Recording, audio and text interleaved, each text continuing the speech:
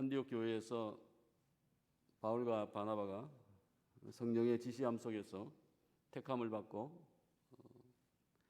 선교의 일 가운데 보냄을 받게 되어집니다. 오늘 4절부터 바울 사도의 첫 번째, 보통 하는 말로 1차 세계 선교 여행 이야기하죠. 1차 선교 여행이 이제 시작되어지는데요. 가장 먼저 찾아간 지역이 어디입니까? 오늘 성경에 보니까 배를 타고 갔다. 구브로에 갔다. 그래서 지중해에 있는 팔레스타인과 좀 가까운 좀 큰 섬이죠. 이 구브로에 가서 복음을 전하는 이야기가 여기서 나오고 있습니다. 이 섬이라고 하는 것 자체가 좀 폐쇄적이고 또 종교성은 많이 있는데 우상 숭배를 많이 하는 그와 같은 곳입니다. 그래서 아마도 이 지역에 대해서 부담이 있었는지 가장 먼저 우상이 많고 또 소외되어져 있는, 고립되어 있는 이 지역에 복음을 전가하고 있는 것을 보게 되었습니다. 이 살라미에는 이 지역에 여러 회당이 있었다. 이미 거기에도 많은 유대인이 살고 있었고 각 지역마다 회당을 많이 세웠던 것 같습니다. 오늘 바울 사도가 이 회당을 찾아가서 그곳에서 하나님 말씀을 증거하게 되어지는데요. 이방인 가운데 보내심을 받았지만은 항상 바울 사도가 전도를 할 때는 유대인이 있는 회당에 가서 먼저 만남을 가지고 유대인들과 함께 복음을 이야기하면서 또 이방인에게 증거하는 것을 보게 되어집니다. 유대인은 이미 구약에 대한 지식이 있고 선 이해가 있는 거죠. 하나님에 대해서 알고 있고 그들에게 여러분이 기다리고 있는 메시아, 그분이 예수님이시다라고 하는 것을 증거하는 것이 그 당시에 전도의 패턴이었고 그것이 효과가 있었기 때문입니다. 오늘 그 지역에서 누구를 만나게 되었습니까? 6절과 8절 속에 보니까 총독 서기오 바울, 이름이 이제 바울이에요. 서기오 바울을 만나게 되어졌는데 전도를 그에게 하기 전에 엘루마라고 하는 마술사에게 현혹이 되어져 있었습니다. 이 총독이 이 마술사에게, 이 마술사라고 하는 것은 그냥 뭐 마술을 한다는 의미보다는 귀신의 힘을 빌어서 일을 행하는 그와 같은 자, 그런 마술을 이야기하죠. 작은 기적들을 행하는 현혹이 되어 있어가지고 총독이 복음에 관심을 가지게 되어지니까 이 엘루마가 이름이 하나 더 있는데요. 또 하나의 이름이 바예수입니다. 총독이 바울과 바나바의 메시지를 듣지 못하게 하고 믿지 못하게 힘을 썼다라고 여기서 성경은 이야기하고 있습니다. 이 바예수라고 하는 뜻은 무슨 뜻입니까? 예수의 아들입니다. 예수의 아들. 특이한 이름을 이제 만들고 있는데 엘루마도 그의 이름이고 바예수도 그의 이름입니다. 엘루마는 무슨 뜻입니까? 마귀의 자식입니다. 이 엘루마, 바예수라는 두 가지 이름을 가지고 있는데 하나는 마귀의 자식, 하나는 예수의 아들. 좀 독특한, 모든 좋은 종교들, 자기가 접하는 좀 신비한 능력을 가진 어떤 신앙의 대상을 다 자기의 것으로 소화시켜서 그 이익을 가지고 먹고 사는 인생이었던 것 같습니다. 9절 말씀 속에 보면 사울이 등장하고 있습니다. 여기서 사울을 어떻게 소개했죠? 바울이라고 하는 사울하고 나와 있습니다. 바울을 사울로 지칭한 것이 여기서 이제 처음이 되어지는 것이죠. 그래서 성령이 충만하여서 그 엘루마를 주목하고라는 얘기죠. 안디옥에서 바나바와 함께 1년을 교회를 섬겼습니다. 그때는 그의 이름이 그냥 사울이었어요. 그런데 갑자기 구브로에 와서 파송을 받고 구브로에 와서 사역을 하면서 그의 이름을 이제는 바울로 누가 복음을 적은 누가가 이것을 이야기하고 있습니다. 왜입니까? 바울의 이름은 로마식 이름이에요. 그러니까 유대인의 이름은 사울이죠. 사울왕, 사울, 그런 유대인의 이름인데 바울은 로마식 이름입니다. 지금은 헬라 제국의 로마 제국, 헬라죠. 헬라 문화 속에 로마 제국 안에서 복음을 전하는 상황이기 때문에 바울 하면 좀 더 친근감이 있고, 오늘 여기에서 보면 서기오 바울, 총독의 이름도 바울이잖아요. 그러니까 전도에 좀 더 필요성을 느꼈던 것 같고, 어쨌든 그는 그의 이름을 바울로 불리우게 되어집니다. 이 성경에 보면 또 조금 오늘 9절 속에 보면 또 한 가지 모습은, 원래 보냄을 받을 때에는 바나바와 바울을 보내었다, 사울을 보내었다고 했는데요. 그러니까 바나바가 앞에 나왔었잖아요. 그런데 오늘 본문부터는 누가 앞에 나옵니까? 사울. 바울이 이제는 리더십이 지도자가 되어지는 것을 저희가 여기서 추측을 해볼 수 있습니다.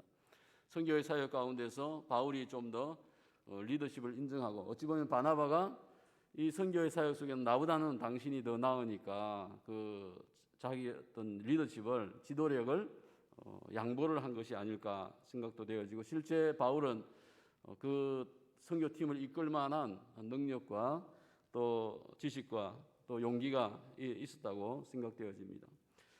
어쨌든 바울 사도가 그 엘루마를 보면서 10절 말씀 속에 이같이 이야기합니다. 모든 거짓과 악행이 가득한 자요, 마귀의 자식이요, 모든 의의 원수여, 주의 바른 길을 굽게 하기를 거치지 아니하겠느냐라고 책망을 하고 있는 거죠. 악행이 가득한 자이다. 또 여기서 마귀의 자식이요, 그의 이름 엘루마 뜻이 뭐예요? 마귀의 자식이죠. 여기서 예수의 자식이요 이렇게 안 했어요. 의미 자체가 잘못된 이름이기 때문에 너는 마귀의 자식이다, 예수님의 자녀가 아니다, 이같이 얘기하면서 모든 의의 원수여, 주의 바른 길을 굽게 하기를, 굽게 한다고 하는 것은 무엇입니까? 어긋나게 하는 거죠. 요즘 말로 하면 이단이에요. 이단이 비슷한 것 같으면서도 복음을 변질시키고, 그죠? 엉뚱하게 사람들을 이끌고 가고, 오늘 서기오 바울을 현혹시키는 그와 같은 행태인 것입니다. 거치지 아니하겠느냐, 아주 강하게 책망하면서 이야기를 하고 있습니다. 귀신의 원조와 조종을 받아서 능력을 행하는 마술사였습니다. 오늘 이 상황은 어떤 상황입니까? 선교사로서 그가 구브로에서 이 엘루마라고 하는 또 사탄의 이제 앞잡이죠. 그와 이제 대결을 하는 겁니다. 영적인 대결, 영적인 싸움이 지금 이게 만남이 있고 싸움이 있는 지금 상황인데요. 이 상황 속에서 누가 승리하는가 하는 것을 여기서 보여주고 있는 것입니다. 물론 바울이 승리하게 되어집니다. 11절과 12절 말씀 속에 보게 되어지면, 이제 주의 손이 너희 위에 임하였다. 있으니 너가 맹인이 되어서 얼마 동안 해를 보지 못할 것이다. 즉시 안개와 어둠이 그를 덮어서 인도할 사람을 찾았다. 그러니까 뭐 갑자기 앞이 안 보이니까 좀 도와달라고 했겠죠. 마치 다메섹에서 예수님을 만나고 그가 눈이 보이지 않고 3일 동안 헤맸듯이 그런 상황이죠. 교만하고 악하였던 그가 그런 어두움 가운데 갇혀서 주님을 만났듯이, 아마도 바울은 이 엘루마가 이와 같은 어둠 속에서 앞을 보지 못하는 그의 연약함을 깨닫게 하면서 마지막 어떤 영적인 기회를 주려고 하였던 것이 아닌가라고 생각되어집니다. 어쨌든 그는 앞을 보지 못하게 되어지고, 하나님의 능력이 그 엘루마의 능력보다, 사탄의 능력보다, 마귀의 자식의 능력보다 더 강하다고 하는 것을 그 도시 안에서, 그 마을 안에서 또 총독 서기오 바울에게 보여준 것이죠. 이에 총독이 그것을 보고 믿었습니다. 주의 가르침을 놀랍게 여겼다라고 성경은 이야기하고 있습니다. 오늘 이것이 바울 사도가 첫 번째 선교지인 구브로에서 행하였던 첫 번째 기적입니다. 영적인 대결 속에서 그가 아주 가볍게 승리하고 있는 모습을 보게 되어지는 것이죠. 오늘 바울의 능력이, 바울이 믿는 하나님의 능력이 더 크다고 하는 것을 서기오 바울이 보고 예수를 믿게 되어집니다. 일반 백성들보다 정치가를 전도하기가 쉽지 않은 것이죠. 하지만 오늘 바울은 담대하게 엘루마가 그 서기오 바울에게 전도하지 못하게 많이 막았습니다.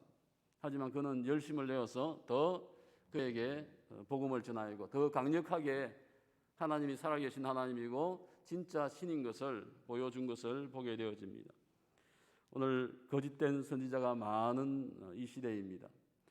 복음을 전하는 것 같기도 하고 참 능력을 행하는 것 같기도 하지만은 그 속에 거짓이 있고 자기의 이익을 추구하는 그런 엘루모와 같은 많은 자가 있는 것을 보게 되어집니다. 사탄의 노예로서 살고 있는 것이죠.